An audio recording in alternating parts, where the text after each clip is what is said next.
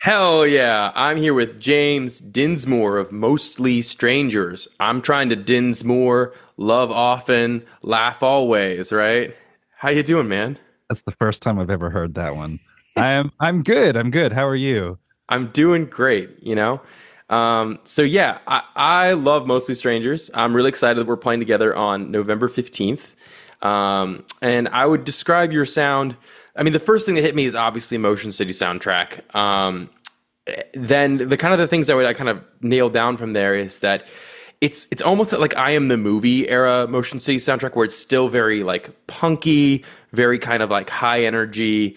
And the only other thing that really sprung to mind is like, if do you know the kind of almost disowned old album by the Wonder Years where it's got the Kool-Aid Man and the ninja on the Yeah, front? I'm familiar with it. Yeah. Yeah, it gives me a similar vibe where it's like almost like skate punk garage punky, but like pop punk enough to still like feel like pop punk. So I get to wondering how would you briefly describe your sound if you're on one of your work trips Yeah, and yeah. I mean, like you kind of nailed it, and honestly, like a huge compliment that that's come through. I'm pretty like I wear my influences on my sleeve. Like I'm a big like I don't shy away from like who I like and the things that I pull from.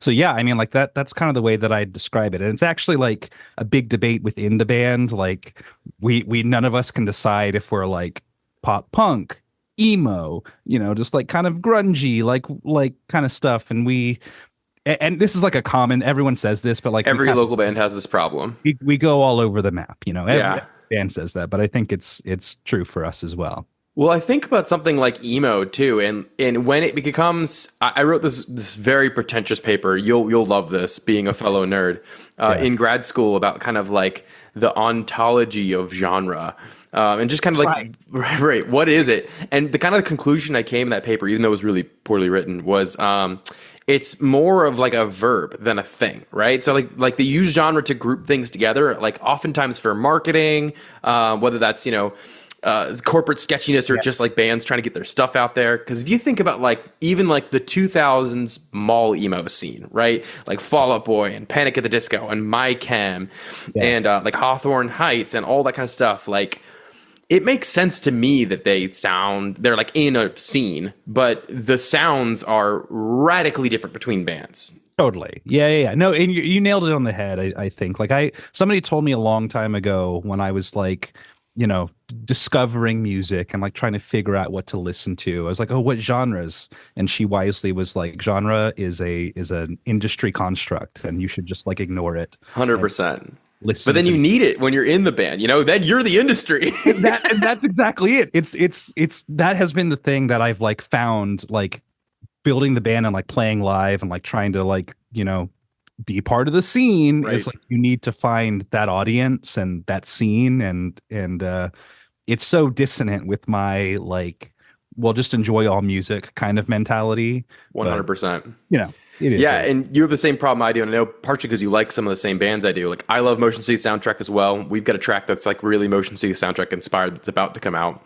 Cool. and they're like between emo and pop punk almost. And Yeah, it's yeah, not like and then like I know we're both big Say Anything fans. It's like, is it emo? It is now, but at the time, it's like maybe an indie rock band. I think the indie scene was more like on their shit when they were young. yeah, So yeah, it totally. yeah. So Yeah. I guess I would ask, what song of yours would you recommend if someone's totally new and mostly strangers? They're only going to listen to the first 5 minutes of this anyways, and they're going to go check out one of your songs and decide if it's hot or not. What are you picking? What would you put them to? Yeah, yeah, yeah. What I'll tell you something that's like very like heartening for me is that people have told me various songs that they're like, "Oh, this is the one." What's disheartening is that they're never the ones that I like. So I want people to listen to Hallelujah. I think it's like Okay. one of my favorite tracks. It's one of the my favorite things that I've ever written. Honestly, it's one of the songs that I like. I think that I poured the most of my real personal life and emotion into. A lot of the other songs that you may listen to or maybe like, oh, like a building a character or it's sort of tangential to something, but like Hallelujah is like it's me. It's just like I've laid it out there and it's just good. It's just a good like song. And I think that there's something to love from everybody in it for Hell sure. yeah. And then if you were gonna pick like the Jekyll to Hallelujah's Hyde, what's a track that like covers another part of your sound that will kind of give someone the full vibe if they're just gonna do two? Totally. Forever on our full length record, Gone is the other side of it. So Hallelujah is just like raucous and in your face and loud and just a wall of sound. And Hallelujah is like very like laid back and melodramatic and like sad and like, it's that stereotypical like, Yeah. song about, I'm gonna cry to the song. I love it. Yeah, I really love particularly how y'all use synth. I think the thing I would compliment you the most on, I've seen you guys a couple times live now, and the energy you guys have is so good. And I know you've seen my other band, Murder the Mood, play, and we have kind of the same, like I think almost like problem of like when you have a really kick-in live band where your energy is like awesome and you're loud and raucous, it is so hard to translate that onto recordings too. Yes, Because some of that sort of like fangsy, like it's almost gonna fall apart, but it doesn't. yeah, Doesn't translate well on a recording. It just sounds messy. totally. And like honestly, and for those who are, unaware, like nobody is aware of the Mostly Strangers lore, but like all the stuff that's out now that's been recorded was just me. The band that you see us Okay. play with live on stage, that's a new kind of Iteration. I didn't know that even. So that's cool. yeah. So my bandmates who I love and and as you've alluded to, I think that like every band has good chemistry, but like I really like I feel like a deep like Yeah. connection to the folks that I play with on stage, and I think that has enhanced the music as well in like a deep and enriching way that like I didn't really like I wasn't like sure how it was going to translate when I like started with just like me in my bedroom playing all the stuff and then going to the stage. 100%. We had kind of a similar thing with Kyle Lewis is a Boring Name, where I started these tracks mostly as like internal demos before trying to find other bandmates because I didn't really know how the parts would fit together. I went from playing like in a very guitar centric band to like Kyle Lewis is a Boring Name is like guitar flashy, but it's songwriting focused. Yeah. Right. Totally. Yeah, I have like and this will be smattered throughout this interview, I'm sure, but I have like this imposter syndrome when it comes to like Mostly Strangers and like this scene that I'm part of now, because as you've alluded to before, we're both composers. I went to like school for composition and I was very steeped in like this classical music training. Like I was writing like big band pieces and like chamber Right. music and like that was my like thing. And what's funny is that like I've always wanted to do this Mostly Strangers thing, and I just felt like, well, I got to do that thing first, obviously, before I do this. Right. Like that's I had it twisted in my head that like, oh, everyone like goes and like learns about music. That's how they get so good at it. Right. But that had a unintended consequence of like I started the Mostly Strangers thing. I feel later than a lot of my contemporaries, and there's some truth and some not truth in that, but I do wish if I could go back and do it again that I like started and had more confidence to do this kind of thing more 3 or 4 years ago. Yeah. I So hear you. yeah. That's so interesting to hear too, because I almost had a sort of a reverse experience where I started playing in bands. I started playing with like a drummer in middle school, and then we kind of became a band sometime through high school. And we didn't gig a ton. I very much so was like gonna go to college, and I went and did composition because I didn't really know that much about classical music. We didn't have like a lot where I was growing up or at my school, and so Sure. Yeah. I just knew I liked writing music, and I thought like it'll be fine. I've been smart and good at other things. I'm sure I could figure this out, and that was a bold choice. But it was interesting because, like, for me, I did the band thing as like a high schooler, and I really wanted to like play in like a band and tour and stuff like that. And then I went and did the composition thing because I was like, well, being in a band's an unrealistic life choice. I should do something more practical. Which, Oh, if of you know course. anything about being like an academic composer, you get in Yeah. and it's immediately like, this is just like being in a band, yet even less people want to hear your music. 100%. Like I'm sure that you had similar things like when I was in school trying to write music. It's one thing that like getting people to listen to it getting people to play your music just so that you can like put on like recitals and stuff. I don't know how it worked. I think you went to school in Athens. I went to UGA and then back at Stony Brook after that. I went to school at Georgia State in Right. Atlanta. And I don't know, some schools like it's a like requirement for students to like play on composition stuff. Georgia State was not that way. You had to like figure it out, like get people to play, and if you didn't, then like that was your grade, like Right. so which like has like a little bit of a like good life lesson because like that's how it is in the real world. You got to For go sure. find who it is that you're gonna play with and play your music. And just to tie it back into Mostly Strangers, that actually is one of the reasons that the first two, the EP and the album that we have out, was just on my own because I couldn't, it wasn't for lack of trying. I couldn't find people to play on the record with me. So I just like, I'm middling at best at many instruments. Like I'm a jack of all trades, master of none kind of guy. Yeah. And so that's kind of the music that's recorded and out now is kind of a product of that thing. So I anyway, love it. yeah, Yeah, and I think it's fun. So, I mean, even to sometimes we do a lot of demoing where I demo a lot of the parts, and then I'll even like now like mute those tracks when I send them to the group to being like, hey, want some of your thoughts and your opinions? I just like as a composer, I have to hear the whole texture in my brain. I want to hear everything, and so right. I have to record like a shitty bass part and then mute it so I can send it to our bassist who's phenomenal and be like, hey, go write a real bass line for this. Yeah, I so like and I think that one of your I don't want to like jump the gun. I think one of No, jump the gun. writing process a little bit, but like Yeah. one of the like main ways that I write music still, like even for this project, is like I notate it, and like I think that that's like, like I do like it's because I it's love the that. only way that I really know how to do it. Like not Yeah. not all of my music, like some of it was at the guitar, some of it is like little like memos and notes and stuff, but like a large like 80% of the music that you hear is like I sit down and I write it out, and it's like highly composed, like down to the like the solos and the fills and stuff, That makes me so happy. So Yeah. I for the first so Tinder Burns and Pills and Modern Economics are all programmed drums, right? And I did not program them on a MIDI roll. I wrote them into Finale, exported the MIDI out of Finale, and then imported that MIDI into Pro Tools and had Easy Drummer play them. I love and it. so Yeah. I had kind of a similar sort of feel. Although it's interesting now, I notice because I spent a lot of time in choirs, and when I go to record vocal harmonies, my ear is smarter than my brain, and so like I'll go and like improvise lines and stuff like that, and I make kind of more good intuitive choices than I wrote, and that was not how I composed music ever. I was like a very thought guy. I think that I have fallen into the same kind of thing because we're in the middle of recording actually we're done recording our EP now. It's being sent off to be mixed and stuff. But like I had a similar thing where like when it came to doing the harmonies and stuff, I found myself not writing it down and just like going like, okay, I let me just like hear it and do it. And I think that like, I'm stretching those musical muscles in a way like that I'm finally like proud of myself for like reaching that point.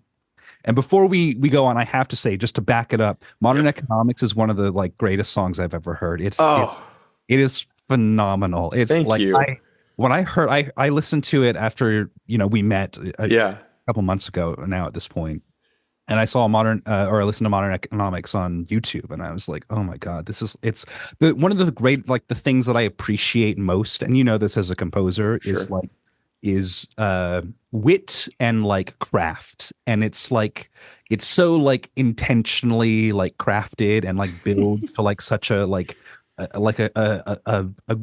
this like cacophony of like it's just so good, and it's like very well written, and I know this is a me interview, but like it's so good. And also when I was listening to Kyle Lewis is a boring name, like I was like, oh, this is like you have such a like an operatic choral like voice. Yeah. And then I heard one of these interviews and you're like, oh yeah, I was in choir, and I was like, there it is. Yeah. I wasn't just in choir. Voice was my primary instrument that I studied in undergrad.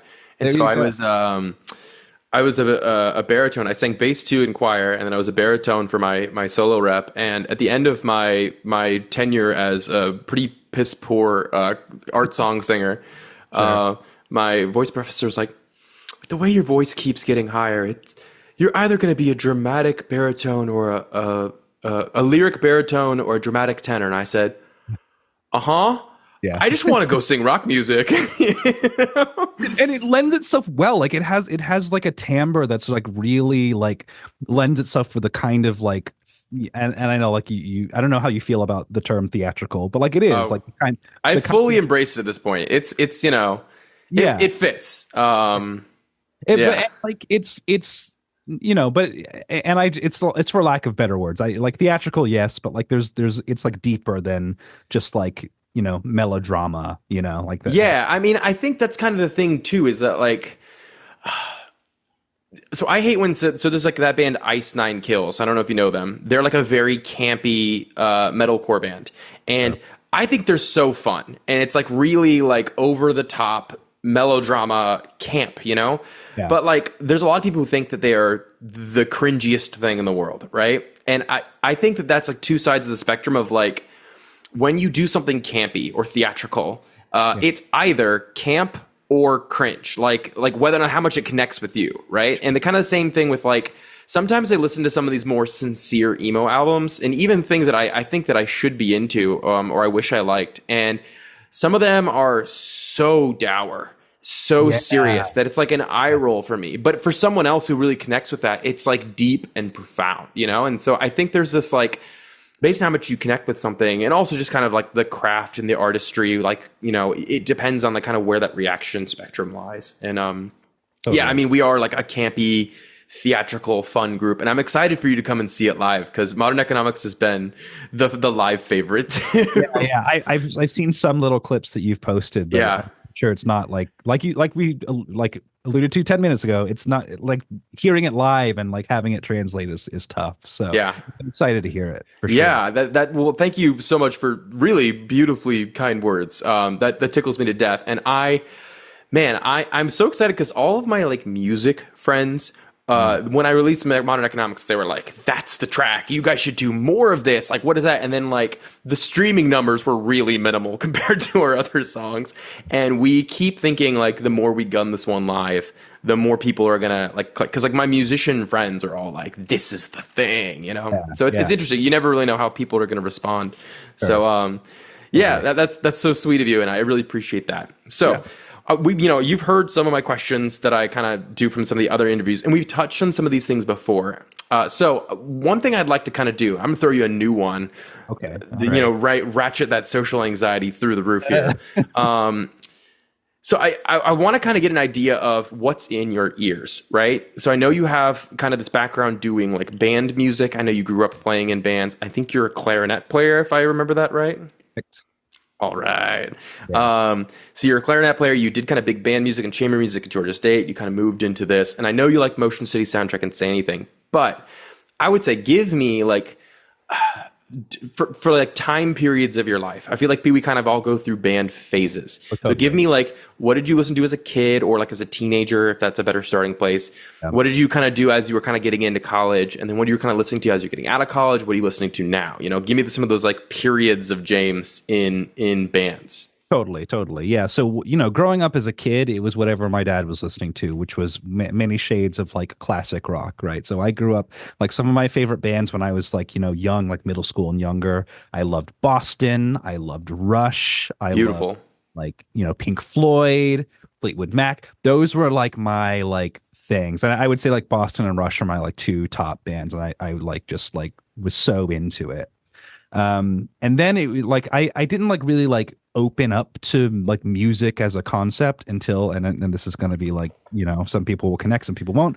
Guitar Hero happened. My god, we have to talk more about this because I have the same story, but yes, please tell me more. Yes. So I was visiting a friend of mine who lived in Florida, and he had Guitar Hero, and I was like, what is this? And I stayed up all night. He went to bed. Forever. Stayed up all night playing Guitar Hero, and I was like, this is the greatest thing, and suddenly I'm gonna be a rock star. And like that nugget was like in the back of my head for like since then, for like forever.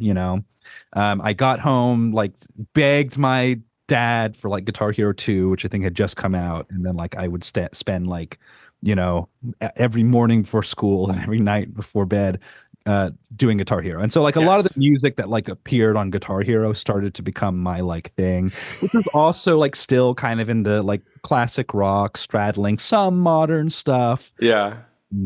So and that's kind of like where I sat for a little bit. Um, it wasn't until like junior year of high school that I really kind of started to actually turn over to like Motion City Soundtrack. Right. Now, um, just like one tiny step back, I did listen to the Black Parade. It was like the first album that I knew was an album, right? Yeah. Was it like exactly in like 2006, 2007 when it Yes. came out? That was a huge drop. And I remember because I actually didn't get into my chem until like senior year of high school, freshman year of college. Yeah. But I remember that album coming out because it was such a big deal. And I listened to like Teenagers and Welcome to the Black Big Parade. big tracks. It was my sister, who I have an older sister. She was the one who actually like had it, and I remember her like I was like, "Hey, can I listen to this like this record?" And she was like, "Just don't tell mom and dad," and gave me the record. I That was love that. that was the whole like thing. So I like that was in the back of my head. Yeah, Black Parade, My Chemical Romance, blah blah blah. High school, Motion City Soundtrack, a really close friend of mine like showed them to me, and like they gave me commit this to memory on CD. And I remember like listening to it once and I was like, this sucks. And I listened to it a second time because I was like, I liked like them like as a friend, and I was like, Right. okay, I'll give it a shot.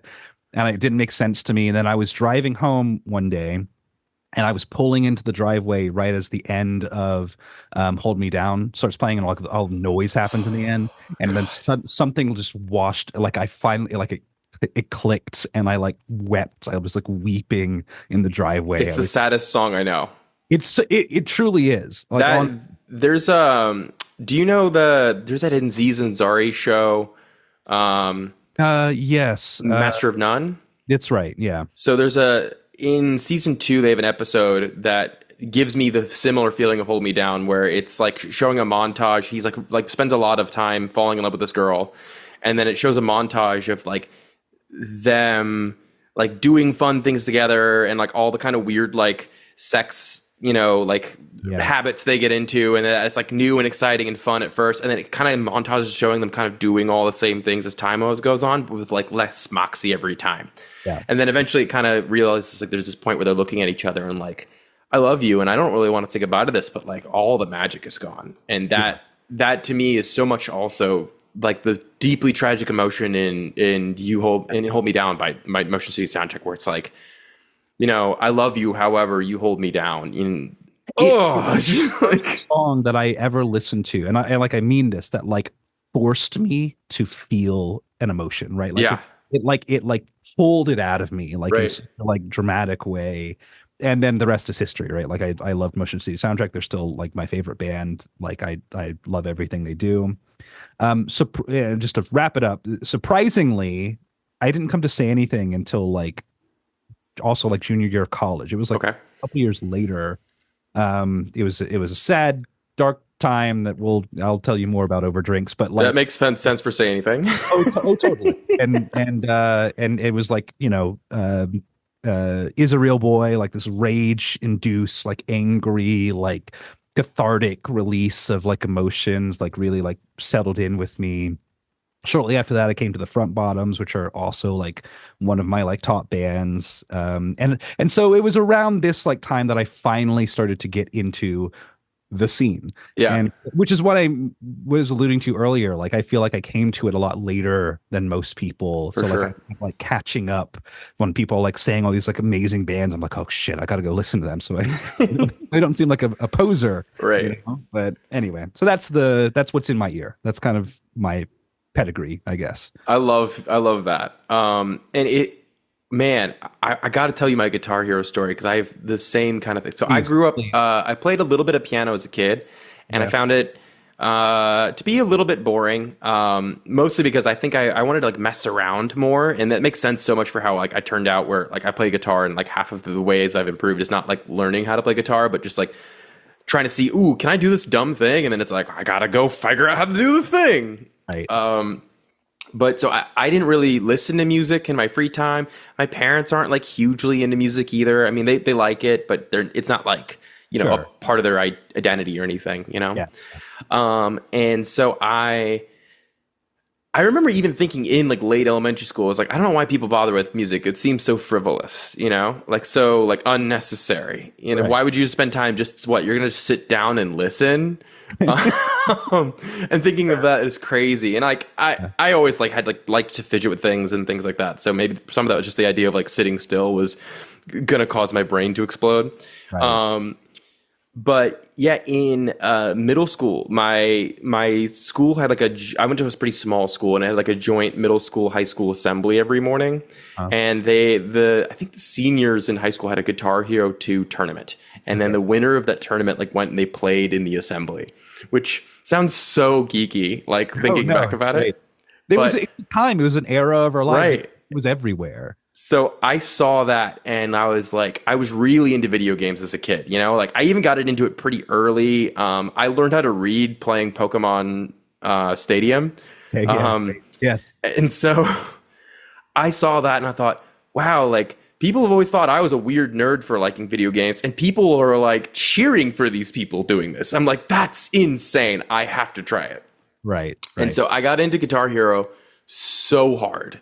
I went out like immediately from that assembly and like took all the money I had saved up and went and bought Guitar Hero. And Right. I got really into it. And then there was like a bonus track on the Guitar Hero 2 that was a Death Clock track. I don't know if you know Yeah. this. I do. I do. Yeah. It's Um, and so I was like, oh, I think I've seen that show on Adult Swim. And it was like right at a time where like my middle schooler brain was like finally allowed to watch a little bit of like risque content on TV. And so it kind of melded of like, I'm gonna stay up late tonight, and after Family Guy or whatever airs on, I'm gonna go see if Metalocalypse is on tonight.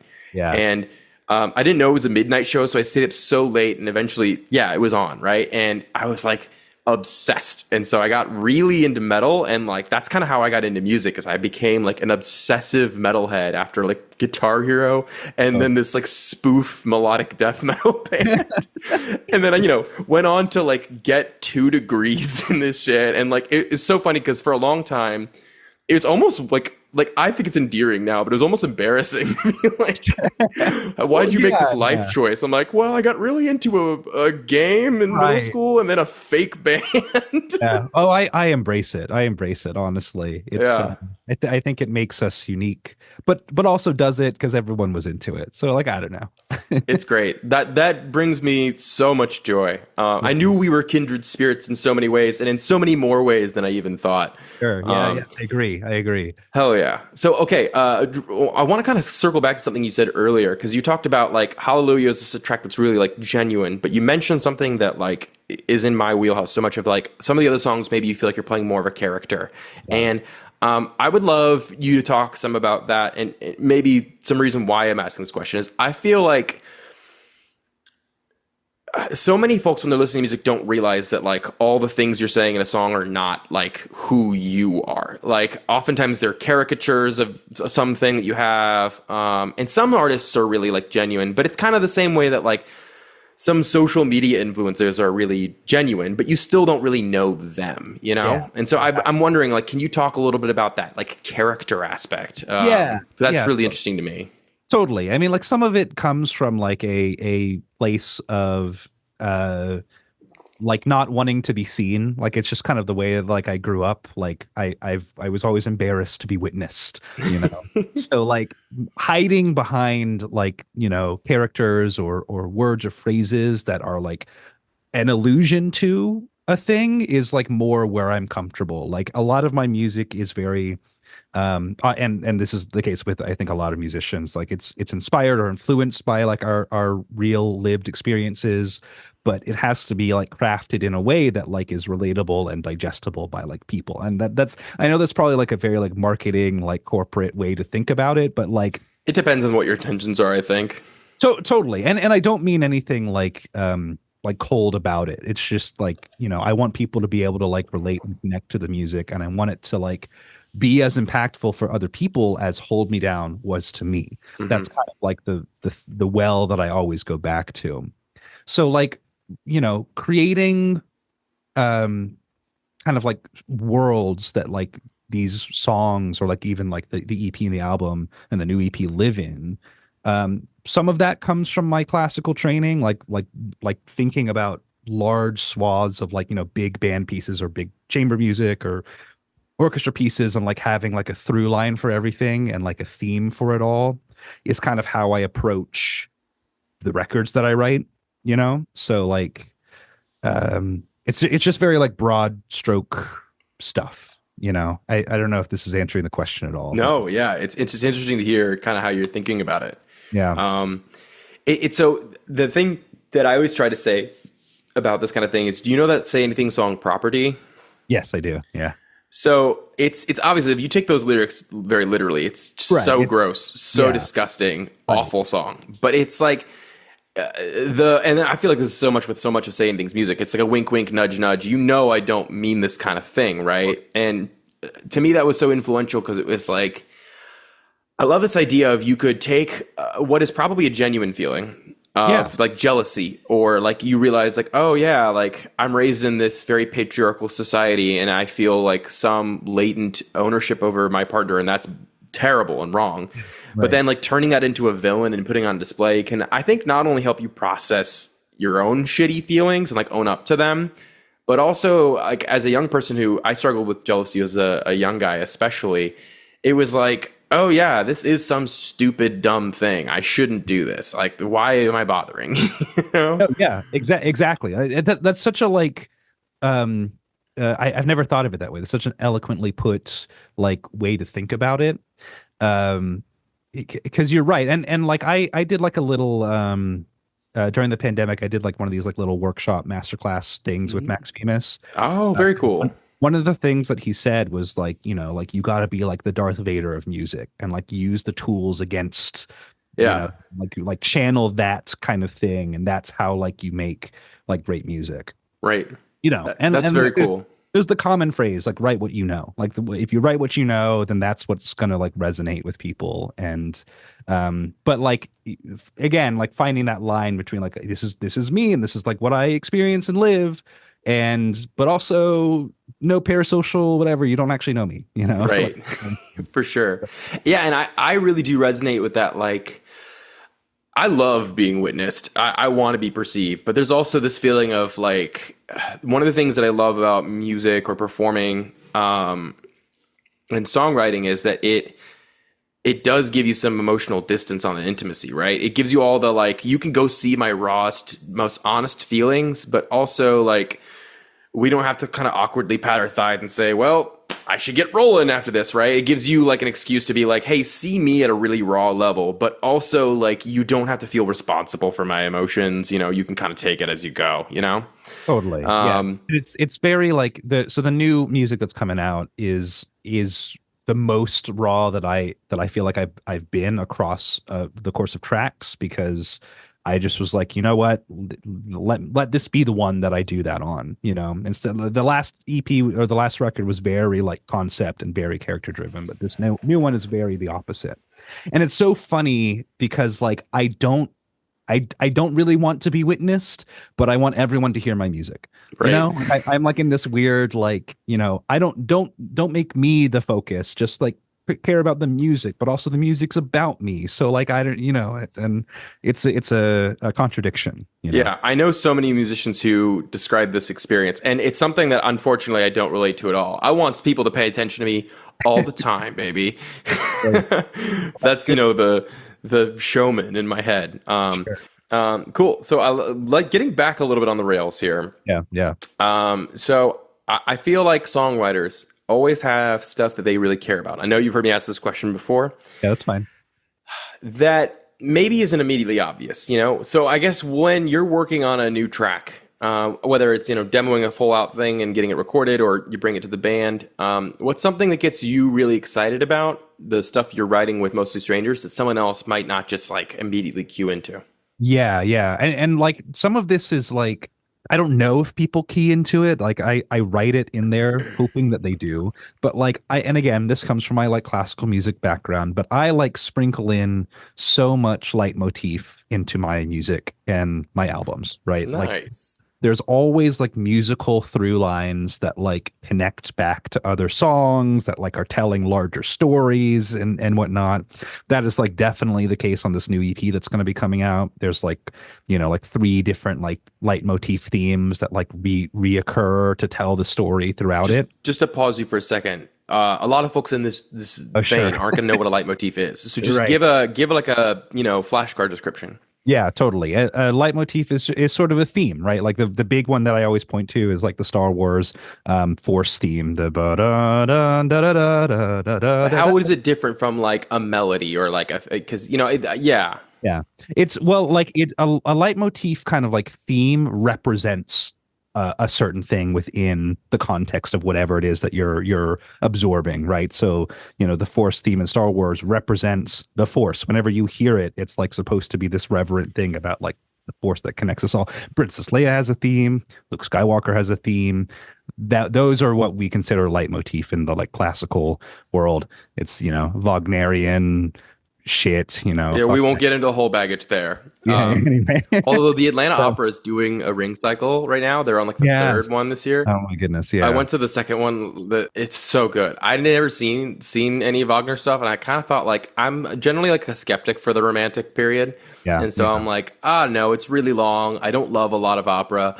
I don't particularly love Romantic music, but like I gotta go see what it's about, and I was obsessed. I'm like, I have to go back to the next one. I'm going to sing it twice. Oh man, there's a reason it has such staying power. There's Yeah. a reason it's lasted, and I always just and I don't we'll get know. tracks. You're gonna hate me for saying this, but Brahms has staying power, and I'm just like, yeah, I could never hear it again. I hate Brahms.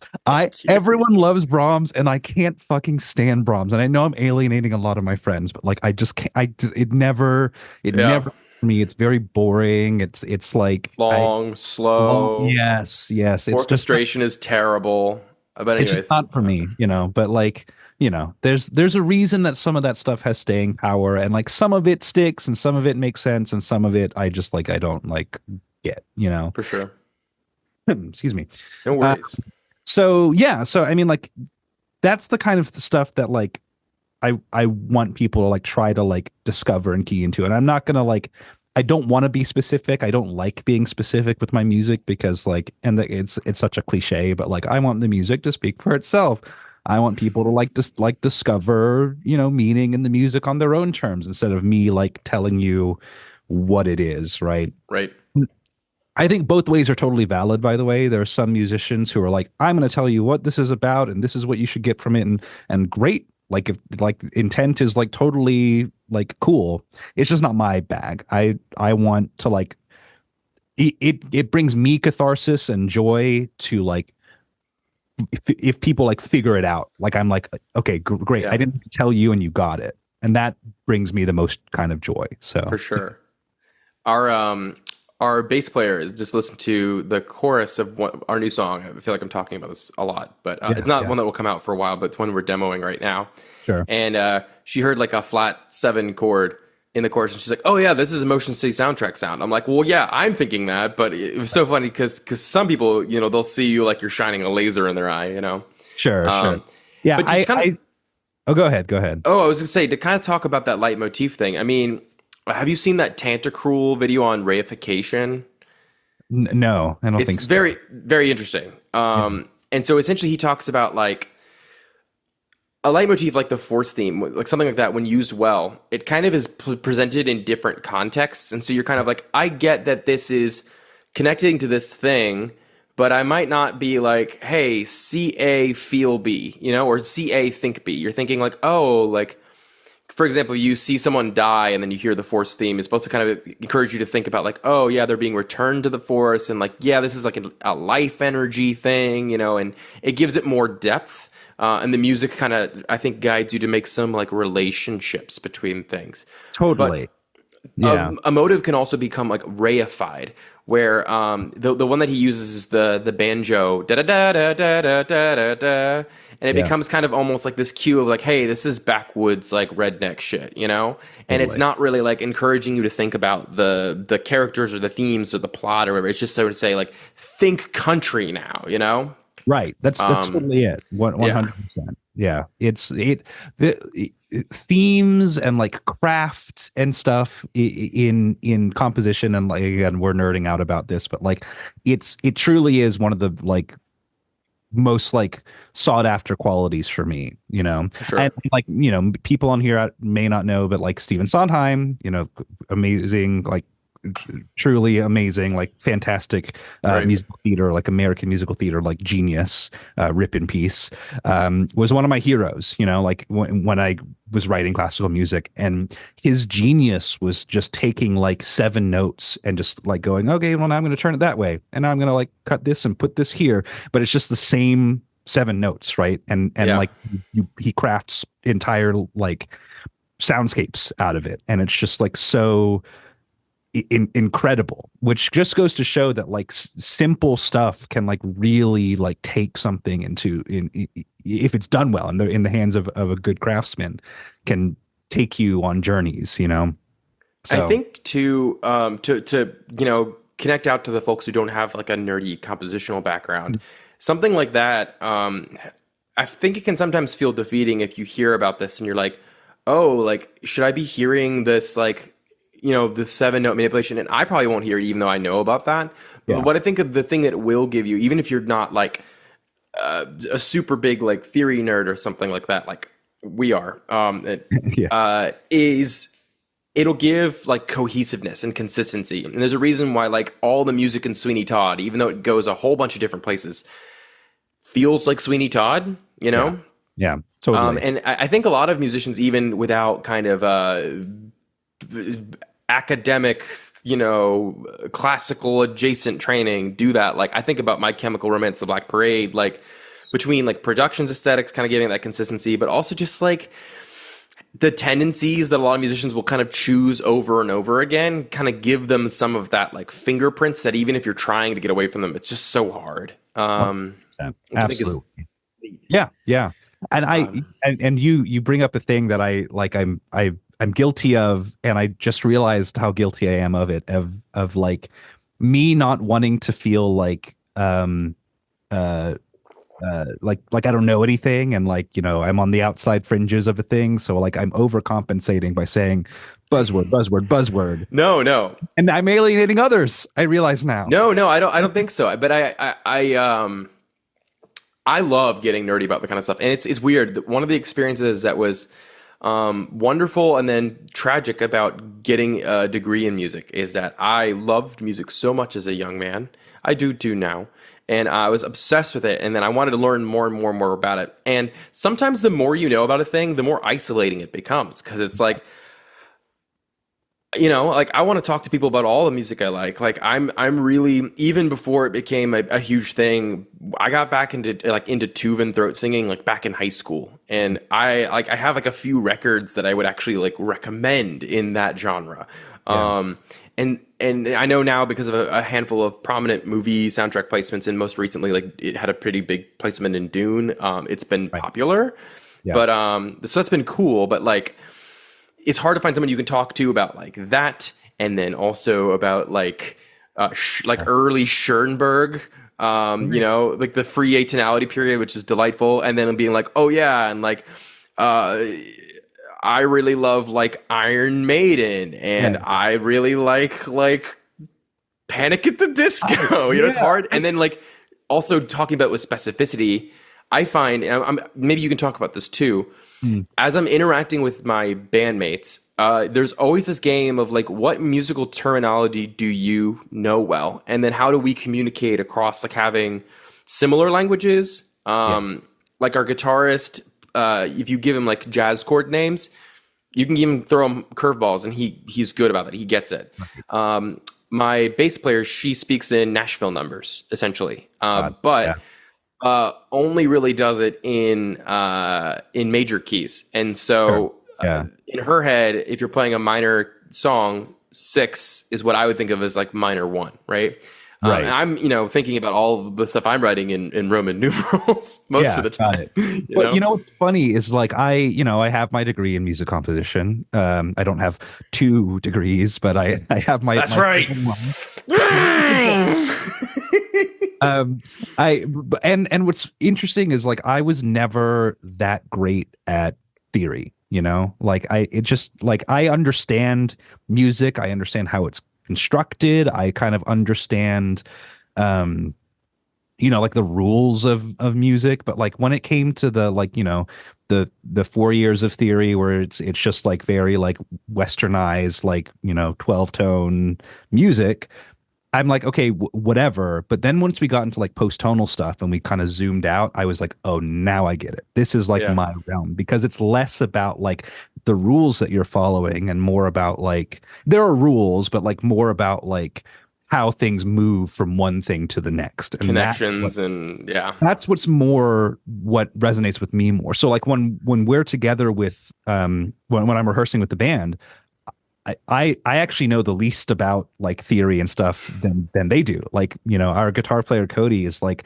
a genius yeah, master guitar player and like knows the note names and like the chord names and like all this stuff. And whenever he's trying to show me something, I'm like, which fret is it? That's what I need to yeah, know. And yeah. then our bass player, he's like he went to school with me as well. He's like very into musicology. He like Right. knows the terms and stuff, and we connect on that way. And then Hannah was also in the School of Music with us, but we never like had any classes together. It's a whole interesting conglomeration. And I feel like ironically, I know the least of anything, and I just like feel it, right? Like that's my skill, is not like um being able to tell you like this note goes to this and this chord is leading into this. If I like sat down and deconstructed it, I could, like if I took a minute, but like my skill is in knowing that this will flow into this, which will mean this and give this overall feeling of this. That's I'm broad strokes kind of person. Right. Yeah. That yeah, I could talk shop about like composition backgrounds Yes. forever, but I'll blow everyone up. maybe Yeah.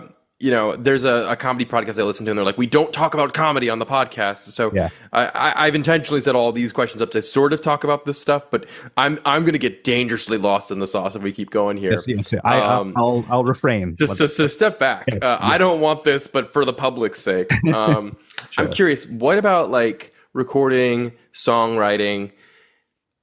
There's so many things you can care about, but I feel like no one actually really either wants to care about everything or does care everything. So what is something that you think is really important maybe to someone else's music, but you're just like, yeah, that's not my bag, Yeah, and I wrote this down because I thought this was an interesting question when you Oh asked, yeah.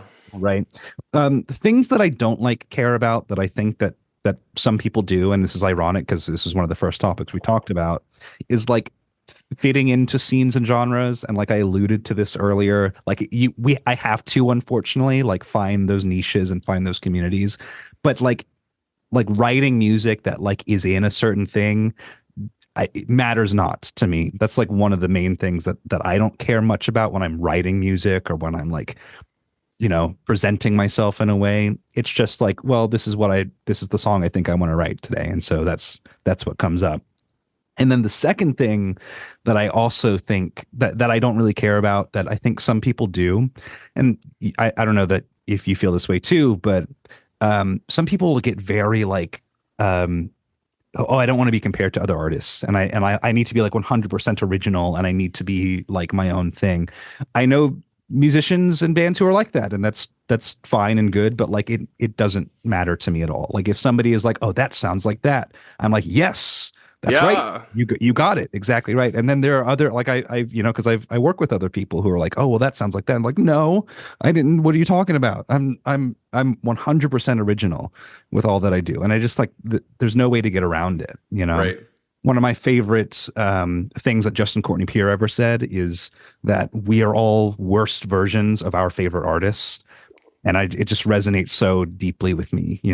That's And beautiful. it's great, Yeah. right? And what a wise man. So those are the things that I care about that, or I don't care about that others do. You care about not caring. Mm.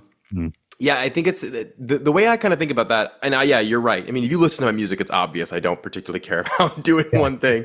I Right. almost feel bad because like I'm glad that some of our fans have sort of like been along for the ride we've given on them, because I'm like, okay, like there's like a kind of Say Anything track we start off with, and then like Pills is like this chill like Right. indie slash math rock thing, and then like Modern Economics is like a cynical post-punk cheek face almost. Yeah.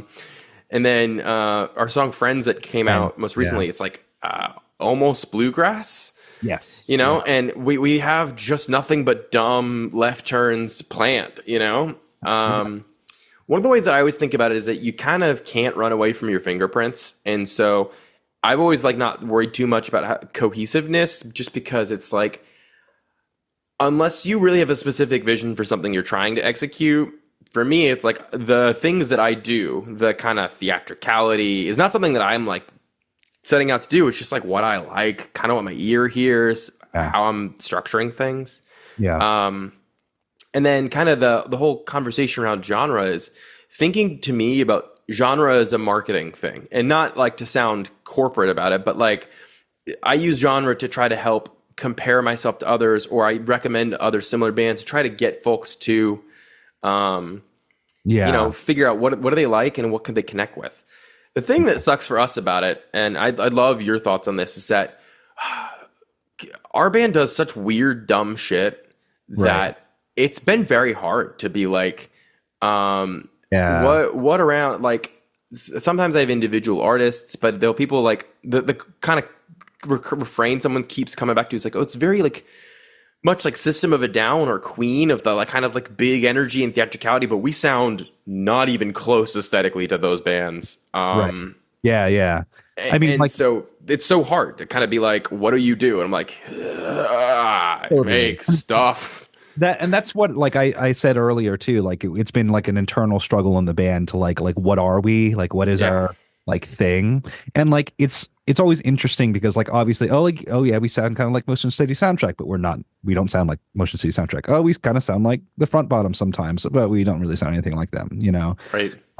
But like those influences are there, and I think it's that conglomeration of all those things that creates that unique like fingerprint for stuff. Yeah.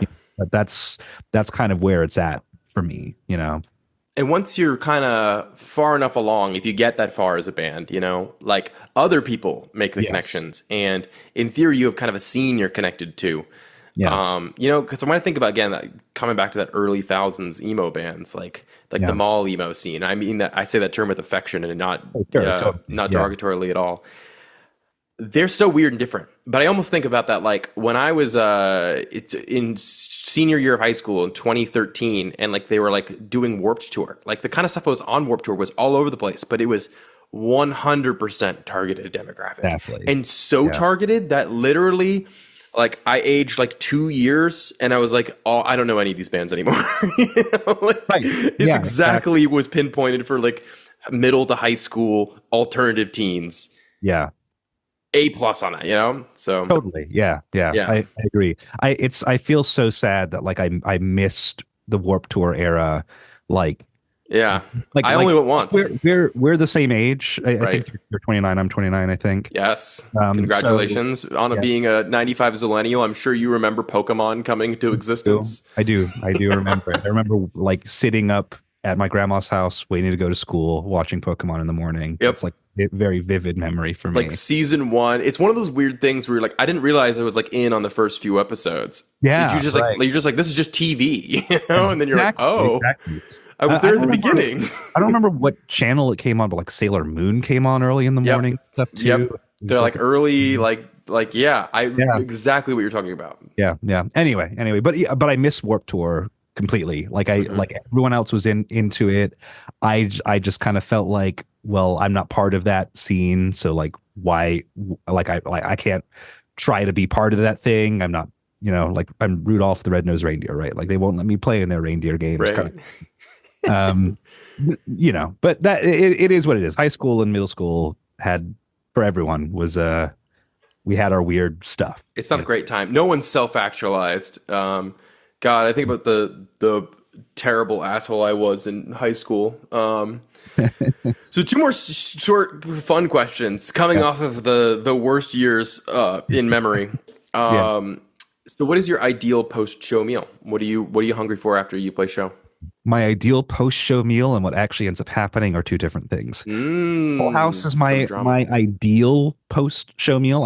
I fucking love Waffle House. It's Wahoo is just a good choice. it's something that we used to do like when I was in college after concerts is good because like waffle we had a Waffle House there at Georgia State, so like that's just what we would do. Hmm. But lately, like post-pandemic, it's been hard to like find a Waffle House that's actually like open that lets you Open at 2 in the morning. Yeah. like it's which is like COVID killed late night food, oh and 100%. it's like the least important thing that COVID devastated, but it's also like an emotional tragedy for Oh, me. 100%. Same. Yeah. Like, yeah. But what actually ends up happening, and whenever I drive home at the end of a show, the only thing that's ever open is Whataburger nearby me. Ooh. So that's been my like lately, my like post show thing is I'll Shout go out to to Whataburger, Texas. Yeah. get a Whataburger burger and fries, and Yeah. it's pretty good.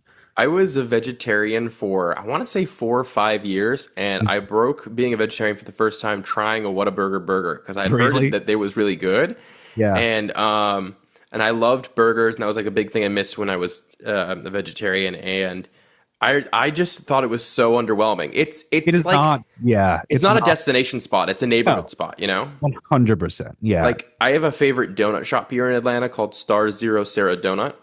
There's a handful of them around Atlanta, and they're good.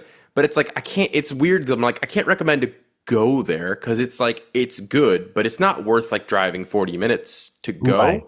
And Right. I also think that like being a destination spot versus being a neighborhood spot, like you have to be showier or flashier or like, whereas like my favorite pizza place in Atlanta is Fellini's. I don't think it's the best pizza in Atlanta, but it's the one that I want more than any other pizza in Yeah, Atlanta, yeah. you know? It's got like such and speaking of Atlanta, it has such cultural like staying power. Fellini's, everyone knows Fellini's. It's incredible. Oh, it's great. Is it like he said? Is it the best pizza I've ever had? No, but like it's up there. It's pretty Yeah. good. It's like really good, and I feel like there's something about a neighborhood slice. It's like Yeah, you gotta want it. It's gotta be accessible. totally. So yeah, that's why Wahoo is great if you have a crew. I would That's never exactly want to go to it. Waffle House by myself, No, but if you no. have like a group that can get like be hyped about what you just heard, you're like, oh my god! And then the front bottoms had the wacky waving arm flailing inflatable tube bed pop up, and Yeah, that was yeah, so yeah, sick, you yeah. know? Dude, I was in Jersey for their not the last tour that they just did, not the one before it. They did um the self-titled Was album. It okay. was when The did it first turn one, 20 or something like that? yeah, 15? Something like that. Anyway, I was in Jersey, just happened to be there for that show. They ideal. played their set and then they're like, okay, now we're gonna play the entire album. And they just like went into it and it was incredible. And the wacky inflatable, so good. One of the best shows I've ever been to. Yeah, they're great. One of my good friends is obsessed with the steroid song Yeah, yeah, from that record. But yeah. so to finish off this interview, obviously community is super important for local bands. So who's a band in your scene? You can't say mine, and you can't say either of mine because you know both of mine. Who do you think people should check out and why? Okay, I got two. One, I'd be absolutely remiss if I didn't say the Robin Shakedown Band. They're our sister band. We've played many shows with them. They were with us during our first show, and it was like we connected like instantaneously. They are kind of like rock and roll Americana folk ish kind of stuff, and it's just like it's a sound that you like so clean you can eat it off of a plate. It's wonderful. They're wonderful human beings. Shadows in the Sun and Elements are songs that singles that just came out. Check them out. They're very good. And spoiler, Robin is going to be on our EP that's coming up too, so be on the lookout for that. Hell yeah. Robin Shakedown Band, they're great. Second is Hey Chroma. Man, oh man, if you guys haven't heard of Hey Chroma, they're from Rome, Georgia, and they played with us on our Star Bar show in January earlier this year. I guess it was their first time playing in Atlanta, and I was like floored by their performance. Their live show was like the thing that I aspire to do in my live performances. It was clean sounding, it was entertaining, they were cohesive and together. You couldn't tell where it was going and where it was going to end up. And like it was like a true like just like journey. They're kind of like psychedelic kind of rock. That's like their thing. So, Hey Chroma from Rome, Georgia, you got to check them out. They're so good. See them live if you can. Shout out to them. Oh yeah, I don't know them, so I'm excited to now go and listen. Mhm. I feel so bad. I missed Robin. You guys just played together, and Yeah, I was the most burnt out I could imagine being, and I was like, I came to see y'all as like homies, but I'm like, hey, yeah. I'm dying to get a burger and go home. No worries. No, it's cool. We Robin plays lots of shows. Robin is like very industrious that way. Nice. I don't know how she does it. She doesn't sleep or eat or breathe or do anything. She just Who like needs it? she plays shows. That's Yeah. like all she does, and it's like very like I'm very envious of like her like staying power in the scene, just playing shows all the time. So Very yeah, cool. you missed her, but you'll I'll see her. see her. Yeah, exactly. Cool. Well, Nice. before you end, Yes. oh, thank you so much for doing this. I think it's just so super fucking rad that like you do these interviews. Oh, It's cool. Thank insanely you. cool, and I appreciate it, and I'm sure people who do it appreciate it, and like it's great. So thank you for Oh, thank you so much. That's very sweet. I appreciate getting to know you. I felt when we first met that we'd be fast friends, and I only feel more certain of that belief. So, very I much so looking forward to playing with you on November 15th at Mom Said It's Fine yeah, with Ozello and Yes Dear. that's right. Going to be a really great show. We're going to play stuff, maybe a new one. Yeah. Who knows? And by then, Yeah. we'll have our new song out. So, Oh come shit. celebrate with us. So. Yeah. Come All on right. out. Hell yeah. Thanks so Cool. much, Thanks y'all, everyone. and come out and see us. Yeah.